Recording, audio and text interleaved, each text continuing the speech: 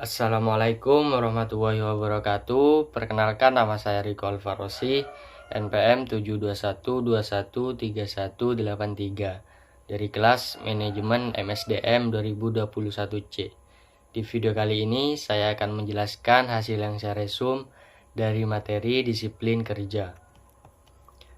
Disiplin kerja adalah suatu tindakan yang digunakan para atasan untuk berkomunikasi dengan pegawai agar mereka bersedia untuk mengubah suatu perilaku serta sebagai suatu upaya untuk meningkatkan kesadaran dan kesediaan pegawai untuk menaati semua peraturan dan norma-norma sosial yang berlaku.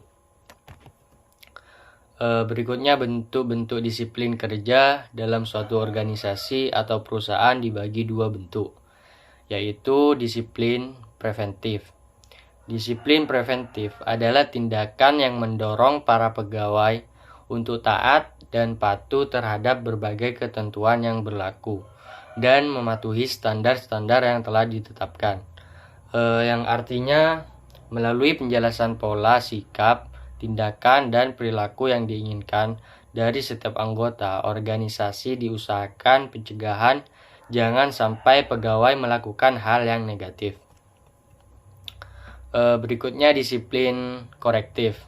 Disiplin korektif adalah pendisiplinan yang dilakukan apabila ada pegawai yang nyata melakukan pelanggaran atas ketentuan yang berlaku atau gagal memenuhi standar yang telah ditetapkan, maka kepadanya diberikan sanksi disipliner.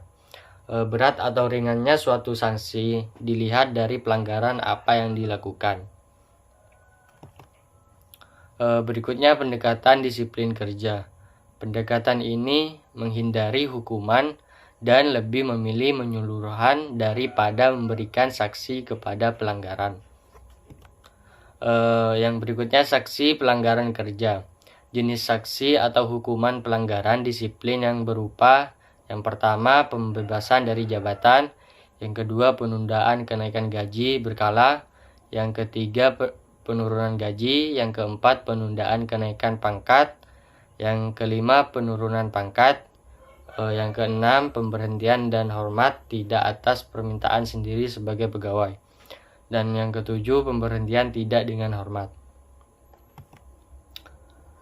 Mengatur dan mengelola disiplin.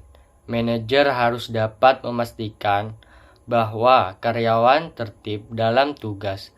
Dalam konteks disiplin, maka keadilan harus dirawat dengan konsisten.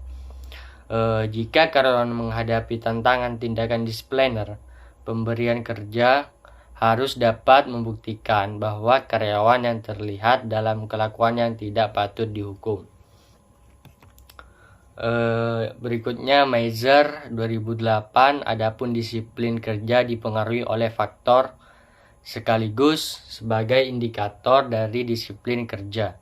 Yang pertama, ketepatan waktu. Para pegawai datang ke kantor tepat waktu, tertib dan teratur. Dengan begitu dapat dikatakan disiplin kerja baik. Yang kedua, menggunakan peralatan kantor dengan baik.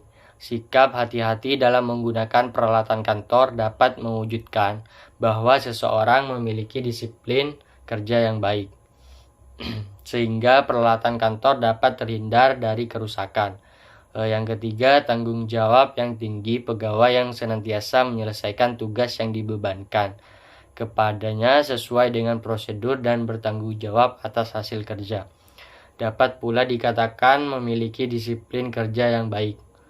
Yang keempat, ketaatan terhadap aturan kantor. Pegawai memakai seragam kantor, menggunakan kartu tanda identitas, membuat izin bila tidak masuk kantor juga merupakan cerminan dari disiplin tinggi.